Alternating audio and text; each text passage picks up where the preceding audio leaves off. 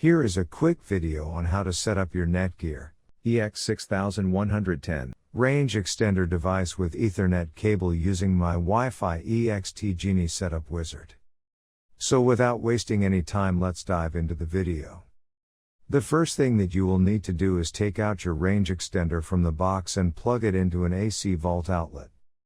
Wait till the extender is successfully booted up and the light on the extender becomes solid green from amber.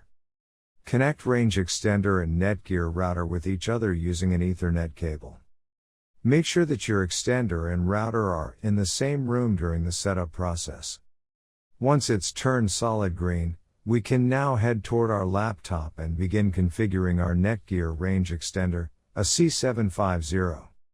You can use any browser you like, such as Internet Explorer, Chrome, Safari, Opera Mini. It's time to open your preferred web browser. Go to mywifix.net if on Windows device or mywifix.local, if on Apple device. In case using an Android device, go to 92.168.1.250.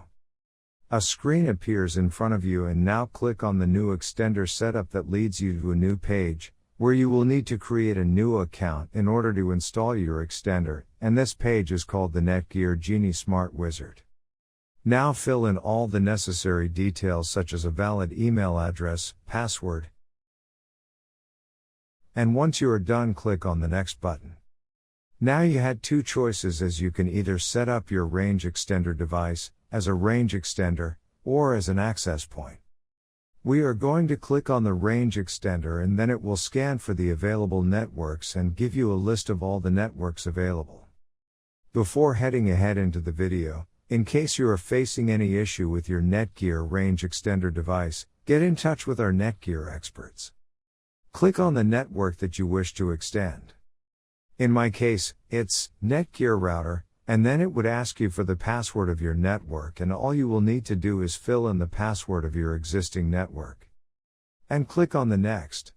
In case if the Wi-Fi password that you just typed in is correct, then your extender will establish a connection between your extender and router.